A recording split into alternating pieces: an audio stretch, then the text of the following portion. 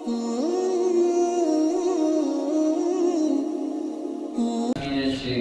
الرجيم بسم الله الرحمن الرحيم أم تسألهم خرجا فخراج ربك خير وهو خير الرازقين أم تسألهم خرجا تبلیغ کی عوض نہیں فخراج ربک خیر اے محمد الرسول اللہ بس آپ کا جو معاوضہ ہے آپ کا جو اجر ہے وہ تیرے رب کے پاس ہے اور وہ بہترین اجر ہے.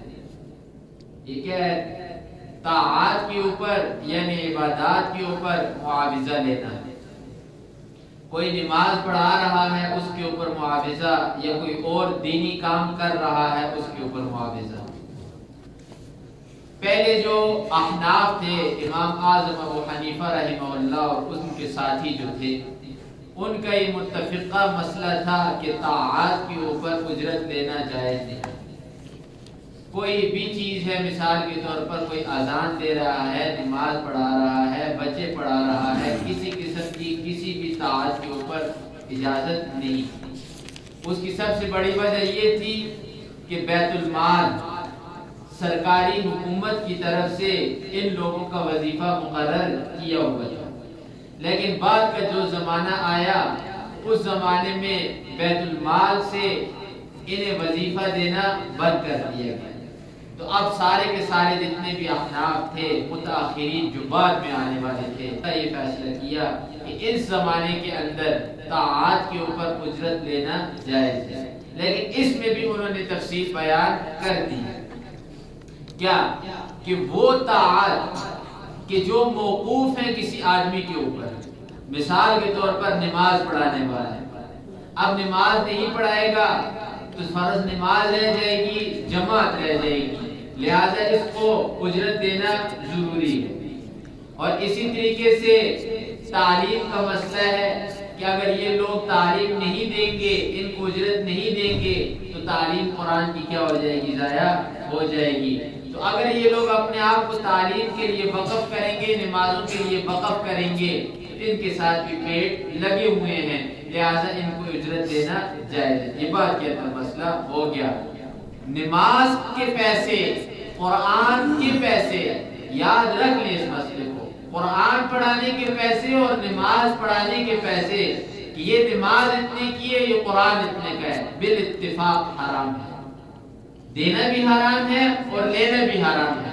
یہ صرف اور صرف جو پیسے دیے جاتے ہیں یا لیے جاتے ہیں یہ وقت کے پیسے ہوتے ہیں جو اس نے اپنا وقت پابند کیا ہوا ہے. اگر آپ نماز یا قرآن ان دونوں کے بدلے میں پیسے تو آپ پوری دنیا اٹھا کر دے دیں تو قرآن کے ایک حرف کی قیمت ادا نہیں ہو سکتی.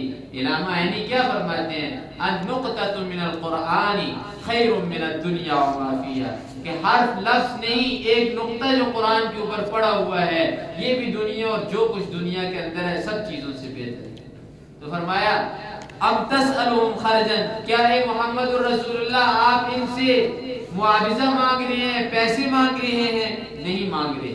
فخراج ربک خیر تیرا جو بدلہ ہے تیرا جو معاوضہ ہے محمد الرسول اللہ وہ تیرے رب کے ہاں ہے اور وہ سب سے بہترین ہے. وَهُوَ خَيْرُ الرَّازِقِينَ اور وہ بہترین روزی دینے والا ہے وہ عزت والی روزی دینے والا ہے. فرمایا انک لتدعو وانک اور بے شک آپ اے محمد الرسول اللہ لتدعوہم ضرور بضرور بلاتے ہیں انہیں الی صراط مستقیم سیدھے راستے کی طرف. آپ تو ان سے کچھ نہیں مانگتے 1 روپیہ محمد رسول اللہ نے نہیں مانگا لوگوں سے اور یہاں تک محمد رسول اللہ نے نہیں مانگا لیکن یہ سارے کے سارے مکہ والے جمع ہو کر محمد رسول اللہ کے پاس آئے کہنے لگے بادشاہت کے لیے اگر تو کر رہا ہے ہم سارے کے سارے مکہ والے تجھے اپنا بادشاہ بنائیں گے ہم تیری بات سنیں گے تیرے نیچے ہو کے ہم رہیں گے. بادشاہ تجھے بنا دیتے ہیں ساری چیزیں تمہیں دے دیتے ہیں سرداری تمہیں دیتے ہیں اور جتنی بھی ہماری عزتیں ہیں سب کچھ تجھے دیتے ہیں اگر تو اپنے دین کو چھوڑ دے ہمارے ساتھ رہنا. دوسرا فرمایا جتنا مال مانگے گا سارے عرب والے ہم جمع کر کے تجھے دیں گے. جس عورت کے اوپر تو ہاتھ رکھے گا ہم اس عورت کے ساتھ تیرا نکاح کروائیں گے، وہ تجھے دے دیں گے. لیکن فرمایا نہیں، محمد رسول اللہ نے کوئی چیز نہیں مانگی. تو فرمایا انک لتدعوہم الی صراط مستقیم، آپ انہیں سیدھے راستے کی طرف بلا رہے ہیں. وان الذین، فرمایا بے شک جو لوگ لا یؤمنون، ایمان نہیں لاتے، بالآخرۃ، آخرت پر، عن الصراط لناکبون، اور راستے سے پلٹنے والے ہیں. جس کسی کا عقیدہ قیامت کا نہیں ہے یا مرنے کے بعد دوبارہ زندہ ہونے کا نہیں، وہ لاکھ مرتبہ بھی کلمہ پڑھ لے، مسلمان نہیں ہو سکتا. قیامت کے اوپر ایمان لانا کیا ہے؟ ضروری ہے. وَلَوْ رَحِمْنَاهُمْ، اور اگر ہم رحم کرتے کس کے اوپر؟ ان کافروں کے اوپر. وَكَشَفْنَا، اور دور کر دیتے، مَا بِهِمْ مِنْ ضُرٍّ، جو کچھ تکالیف ان کے اوپر ہے، لَلَجُّوا فِي طُغْيَانِهِمْ يَعْمَهُونَ، تو ضرور بضرور یہ دوبارہ اپنی سرکشی کے اندر ہی بھٹکتے رہتے. ہر قوم اس کو اللہ ڈیل دیتے ہیں، ابتلاء بالنعم جسے کہا جاتا ہے. نعمتیں ہی نعمتیں، کوئی پریشانی نہیں، کوئی تکالیف نہیں، بس مزے کے اندر اللہ چھوڑ دیتے ہیں. ایک وقت ایسا آتا ہے اللہ رسی کو تھوڑا کھینچتے ہیں، پریشانیاں دیتے ہیں، تکالیف، حادثات، واقعات اس کے اوپر آتے ہیں.